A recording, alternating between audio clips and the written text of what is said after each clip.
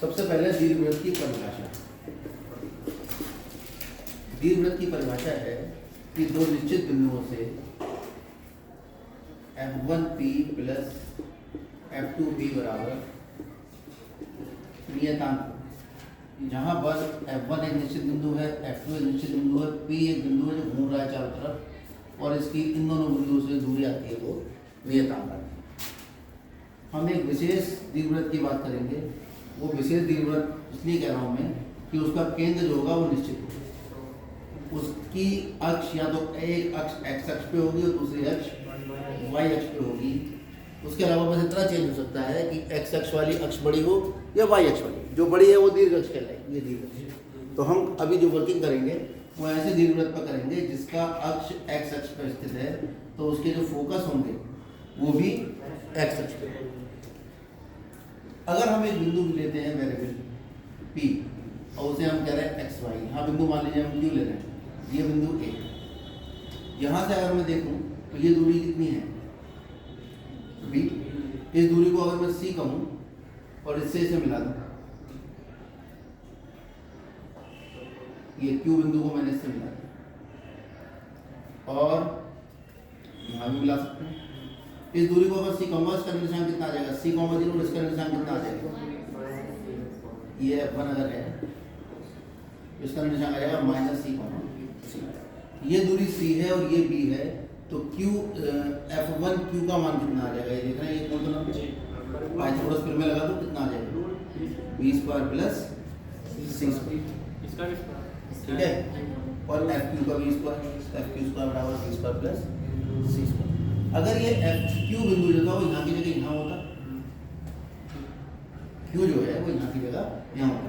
परिभाषा क्या कहती है, हम परिभाषा ये कहती है कि F1Q प्लस F2Q जो है वो क्या आना चाहिए, नियतांक आना चाहिए। ये तो कहती है परिभाषा दीर्घवृत्त की। अगर ये Q यहाँ की जगह यहाँ हो तो F1A प्लस F2A, अगर यहाँ पर F1P प्लस F2P, यानी पूरे दीर्घवृत्त में कहीं भी कोई बिंदु है तो जो फिक्स बिंदु जिन्हें नाभि कहते हैं वहां से उस बिंदु की दूरियों का योग जो है वो नियतांक आता है। तो हमने एक विशेष स्थिति ली। अच्छा, वो नियतांक होता है, नियतांक का मतलब क्या है, नियत अंक, यानी निश्चित होता है। इसका मतलब कहीं भी कोई भी बिंदु होगा, अगर मैं यहाँ से F1 और F2 की दूरी का योग निकाल रहा हूँ वो यहाँ पर F1 F2 की दूरी के योग के बराबर होगा। इसका मतलब तो यही हो, अगर मैं ये ना लिख के ये लिखूँ F1A प्लस F2A या F1P प्लस F2, या और करोड़ों बिंदु ले जितने चाहे। अब हम एक विशेष स्थिति देख रहे हैं, हम इसकी लंबाई को a मान लेते हैं, यानी इसका निर्देशांक हो गया a, c। माना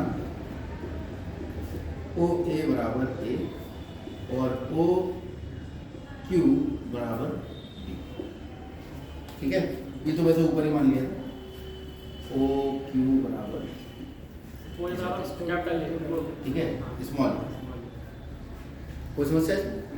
अब हम निकालेंगे F1A plus F2, F1A plus F2। अच्छा, ये C है और ये पूरा A है, तो F2A कितना आ जाएगा, A माइनस C। इसमें तो कोई दिक्कत नहीं। F1A को लिख सकते हैं हम F1O प्लस OA, F1A को लिख सकते हैं FO प्लस OA। ये कितना है दूरी, माइनस C नहीं, क्योंकि हम परिमाण लेके चल रहे हैं, दूरी तो धनात्मक होती है, तो ये आ जाएगा C plus A plus A minus C, कितना आ जाएगा, यानी F1A प्लस F2A बराबर 2 है। और हमने क्या कहा था कि भाई ये नियतांक होता है। इसका मतलब कोई भी बिंदु में अगर लूंगा इस पर, उस बिंदु से अगर मैं इन दोनों फोकस की दूरी का योग निकालूंगा वो कितना आना चाहिए, 2A आना चाहिए। कोई समस्या इसमें? चलिए, अब यहाँ पर F1Q प्लस F2Q का मान कितना आना चाहिए, F1Q प्लस F2Q। भाई Q भी तो इसी दीर्घवृत्त पे स्थित है, तो परिभाषा के अनुसार F1 की दूरी Q से और F2 की दूरी Q से निकाल के जब योग करूंगा तब वो भी कितना आएगा, उतना ही आएगा जितना इस इलिप्स पे स्थित A बिंदु से दूरी का योग आ रहा है, वो कितना आ रहा है, 2। ये कितना आ जाएगा, और F1A plus F1Q plus F2Q कितना निकाल दिया था हमने? ठीक है, यहाँ से हम चाहें तो F1Q निकाल सकते हैं वर्गमूल b square minus c square रख देते हैं यहाँ plus b square minus c square. हाँ b स्क्वायर, ये आ जाएगा वर्गमूल F1Q प्लस F2Q वर्गमूल b square plus c square. ये तो खाली F1Q आया है, F2Q भी तो इतना ही होगा, ये भी इतना ही होगा वर्गमूल b square plus c square, और इसका मान भी b square plus c square होगा, तो दोनों बराबर ही होंगे। कोई दिक्कत इसमें? अरे समझ आया? अरे भाई यहाँ तो पाइथागोरस प्रमेय लग रही है ना, इस दूरी को c मान लिया, इसको b मान लिया, तो पाइथागोरस प्रमेय से इसका मान आ गया, पाइथागोरस प्रमेय से इसका भी मान आ गया। ये हमने बताया कि ये विशेष स्थिति आपको दिमाग में रखनी है कि x x y दोनों एक दूसरे पर लंब है, y अक्ष पे जो दीर्घवृत्त है वो b दूरी पर काटेगा और x अक्ष पे a दूरी पर काटेगा, a बड़ा है b से, तो जो यहाँ पे इसने काटा ये इसका शीर्ष हो जाएगा, एक शीर्ष ये हो जाएगा, और ये दोनों आपस में बराबर होंगे। जितना ऊपर है, जहाँ ऊपर काटेगा उतना ही नीचे काटेगा, तो जो चित्र आपको दिखाई देगा वो दीर्घवृत्त होगा। ठीक है, उसी के बारे में हमने आपको ये बता दिया कि भाई सिद्ध करके दिखा दिया कि F1 यानी एक निश्चित बिंदु जो नाभि कहलाता है, जो x अक्ष पे स्थित है, उसकी दूरी केंद्र से c है, ये मैंने मान ली है, ये केंद्र है और ये दूरी मैंने मान ली है c। ठीक है, तो आपके पास ये जोड़ के कितना आ गया? 2 वर्गमूल b square plus c square बराबर 2 है, 2 से 2 कैंसिल, तो आपके पास आ गया b square plus c square बराबर, तो c बराबर कितना आ जाएगा? c स्क्वायर बराबर a स्क्वायर माइनस c बराबर वर्गमूल a स्क्वायर। ठीक है, अब बात करते हैं एक नई चीज, उत्केंद्रता। उत्केंद्रता क्या होती है? उत्केंद्रता को लिखते हैं ई से, क्योंकि इसे कहते हैं eccentricity, double C R, eccentricity. तो ई जो होता है उत्केंद्रता, वो होती है नाभि से दूरी, किसकी? केंद्र की, केंद्र की नाभि से दूरी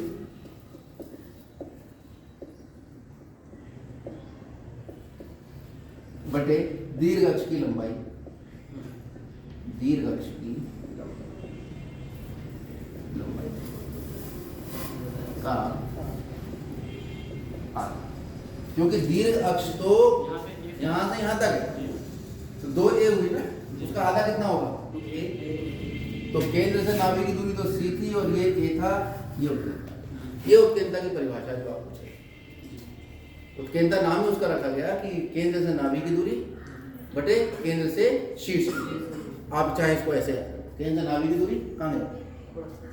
कपड़ा का केंद्र से शीर्ष की, चाहे ये शीर्ष ले लो चाहे ये शीर्ष।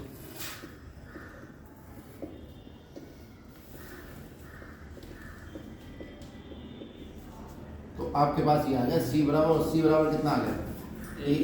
तो आप देखिए नाभि जो थी हमारी वो c,0 जो थी, और प्लस माइनस लगा लो, एक इधर वाली और एक इधर वाली, तो कितना आ गया ये?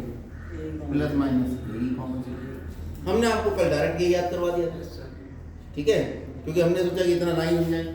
अब कोई बात नहीं, अगर वो समझ में नहीं आया आप इस वाले प्रोसेस को फॉलो कर लीजिए, ऐसे समझ में आ जाए बहुत अच्छी बात। अब नियता का समीकरण,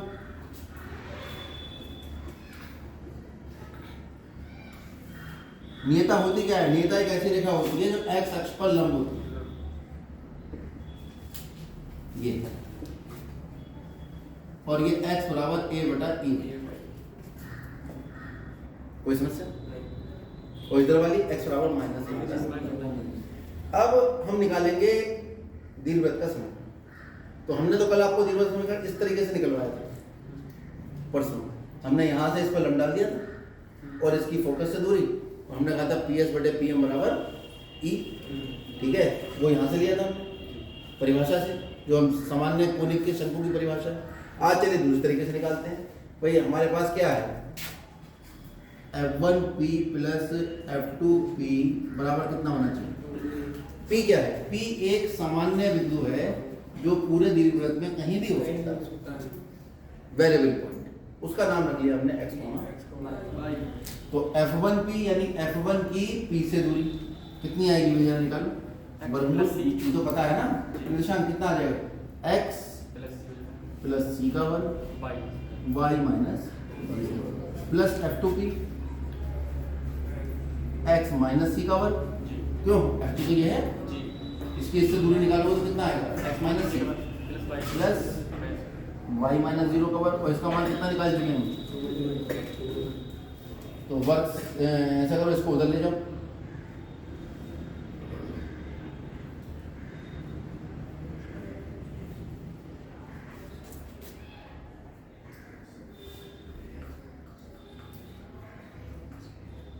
दोनों तरफ वर्क कर लो, इधर भी और इधर भी, कितना आ जाएगा, ये तो आ गया x प्लस सी का वर्ग प्लस वाई, ये कितना आया 4a² प्लस x, इसका तो वर्ग हो जाएगा पूरा, तो x माइनस सी का वर्ग प्लस y² बचेगा, प्लस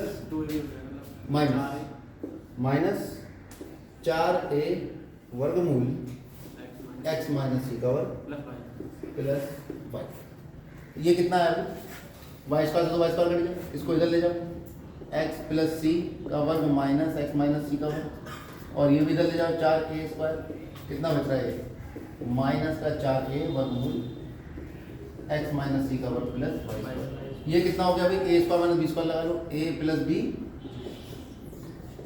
और a माइनस b,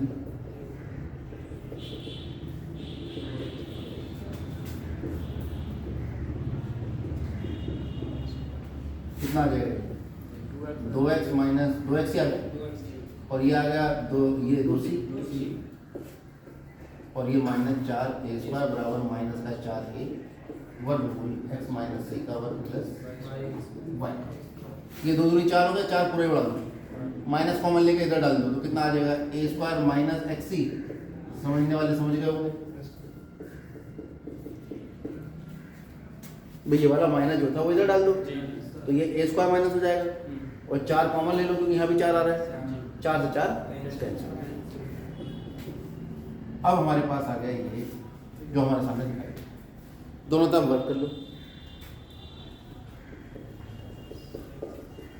a का वर्ग और इसका वर्गमूल कट जाएगा, क्यों, दोनों तरफ वर्क करोगे तो ये a का वर्ग होगा, वर्ग से वर्गमूल कट जाएगा और इसका वर्ग हो जाएगा, इसका होल स्क्वायर कर लो, a की घात 4 plus x² c² minus 2xc a² बराबर a² into x minus c² plus y², इसे भी खोल दो, x माइनस c का whole square, a² x² plus a² c² minus 2a² xc plus y², अरे समझ में आ गया ये,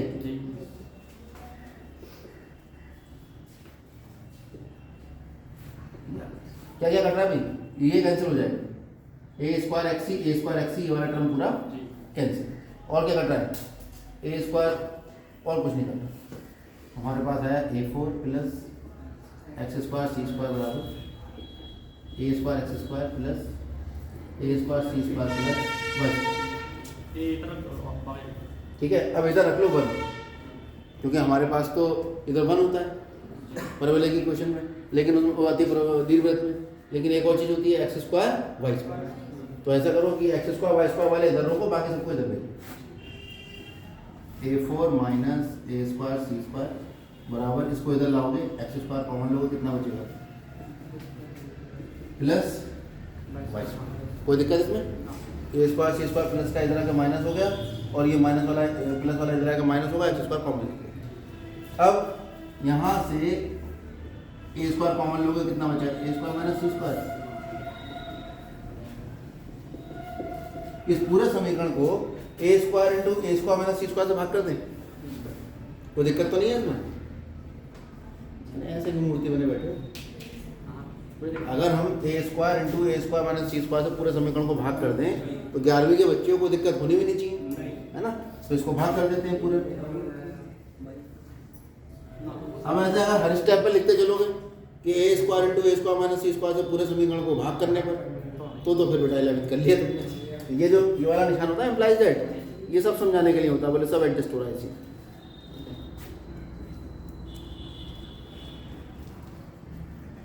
और ये बचा ए स्क्वायर इंटू ए स्क्वायर माइनस सी। ठीक है, ये तो पूरे कट के बना गया। ये बचा हमारे पास, ये भी कैंसिल हो गया। एक्स स्क्वायर बटे कितना आ रहा है A square plus Y square बटे ए स्क्वायर इंटू ए स्क्वायर माइनस सी स्क्वायर। ये हमारे पास कहानी है। अब जरा यहाँ जगह बना लेते हैं। ये देखो क्या लिखा है, क्योंकि सी स्क्वायर बराबर किसके था, ए स्क्वायर माइनस। और कहीं भी हमारे जो दीर्घवृत्त का समीकरण था उसमें सी का कोई जिक्र नहीं था, और सी वैसे भी हमने माना हुआ है, सी माना ही तो है हमने, तो हम सी का ऐसा करते हैं, मान रखते हैं। क्या आएगा 1 बराबर एक्स स्क्वायर बटे ए स्क्वायर, वाई स्क्वायर का इंटू कुछ नहीं आया। क्यों भाई, ये गलती कैसे करना चाहिए, ये ए स्क्वायर होगा तो यहाँ होगा ना, जब वर्ग करोगे तो वर्गमूल का वर्गमूल हटके वर्ग का वर्गमूल होगा। अरे भाई जब वर्ग करोगे तो वर्ग से वर्गमूल कट जाएगा, या ए स्क्वायर होगा, ए स्क्वायर तो यहाँ पूरे तक इफेक्ट कर रहा है ना, नहीं समझ में आई बात। अरे चलो मैं लगा के दिखा देता हूँ। वर्ग से वर्गमूल कट जाएगा, तो वर्ग से वर्गमूल कटेगा तो ए स्क्वायर पहले ऐसे गुणा करेगा, फिर ए स्क्वायर ए स्क्वायर से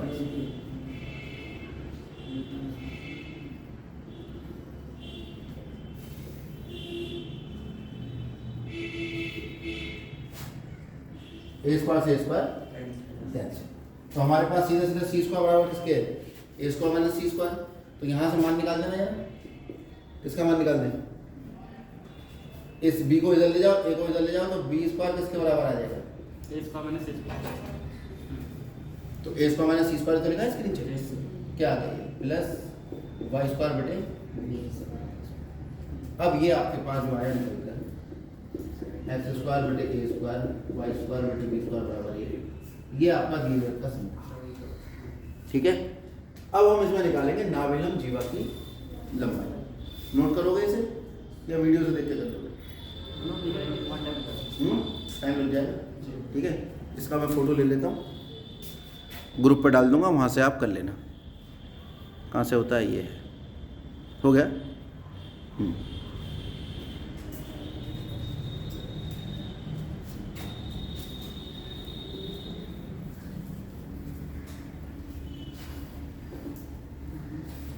इसे जरूर नोट कर लो, साथ साथ नोट करके चला करो।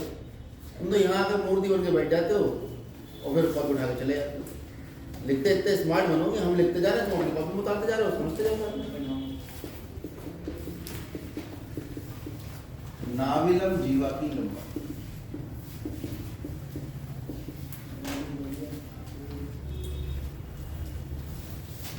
जितने आलसी बनोगे प्रकृति उससे दुगना आलसी आपको बनाएगी, जितने स्मार्ट बनोगे प्रकृति आपको उससे दुगना स्मार्ट बनाएगी।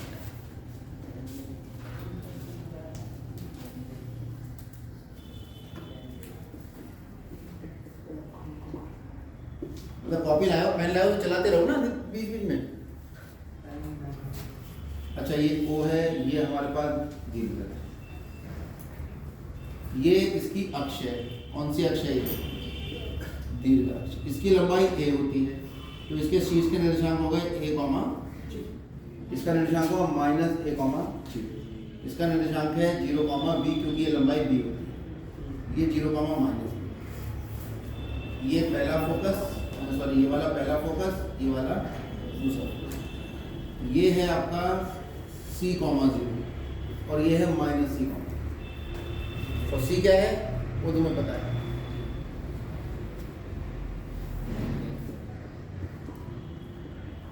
अब एक ऐसी जीवा जो एक्स अक्ष पर लंब है और फोकस से होकर जा रही है, नाभि से होकर जा रही है। ठीक है, ए बी जीवा। जीवा क्यों कह रहे हैं, किसी भी वक्र में, वृत्त की जीवा तो सुनी होगी, और सबसे लंबी जीवा वृत्त का व्यास बन जाती है। तो किसी भी वृत्त में या किसी भी जो वक्र में, जीवा का मतलब है उस वक्र पर स्थित दो बिंदुओं को मिलाना। नाभि लंब नाम से पता लग रहा है, अगर आप दिमाग लगाओ, नाभि लंब, नाभि पर लंब। और नाभि कहाँ स्थित है? एक्स अक्ष पे। इसका मतलब नाभि लंब किस पे लंब होगा? ये दीवार AB नाभि लंब है, इसी की लंबाई हमें निकालनी है। तो एक बार बताओ, ए के निर्देशांक कितने होंगे? ए के निर्देशांक निश्चित तौर से कितने होंगे? C, Y होंगे, क्योंकि इसका एक्स निर्देशांक तो C ही होगा। ये थोड़ा लहरा रहा है, इसको सीधा करो, ठीक है। ये F2 है, तो इसका निर्देशांक हो गया कितना? इसका कितना होगा? स्पष्टतया C, Y जो है वो कहाँ स्थित होगा?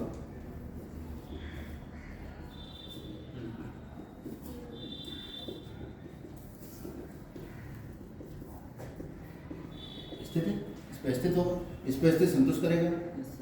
C स्क्वायर बटे A square plus Y square बटे B स्क्वायर बराबर 1, तो Y स्क्वायर बटे B स्क्वायर बराबर 1 माइनस C स्क्वायर बटे A स्क्वायर।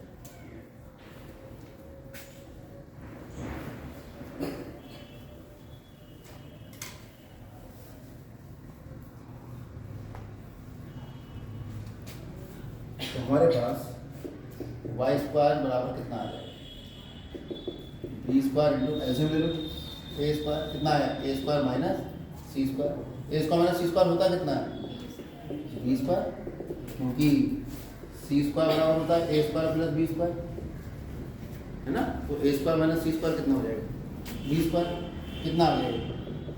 बी की घात 4 बटे ए स्क्वायर, वाई स्क्वायर का मान, तो वाई का मान आ गया बी स्क्वायर बटे ए, क्यों? पाई का मान तो वर्गमूल हो जाएगा ना।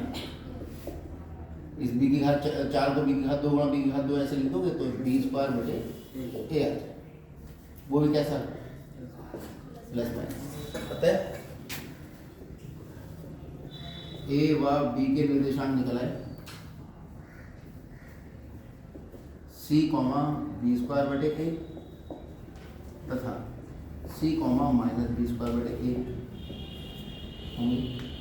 अब इनके बीच की दूरी निकाल दो, ए बी की, वर्गमूल सी माइनस सी का वर्ग प्लस बी स्क्वायर बटे ए प्लस बी स्क्वायर बटे ए का वर्ग, वर्गमूल 2 बी स्क्वायर बटे ए का वर्ग, वर्ग से वर्गमूल कट के 2 बी स्क्वायर बटे ए, ये आ गया आपका ए। और बस ये है, यानी नाभिलम जीवा की लंबाई कितनी निकल है? आप देखो ना, ये नाभिलम जीवा तो है, ठीक है। इसकी लंबाई कितनी आ गई?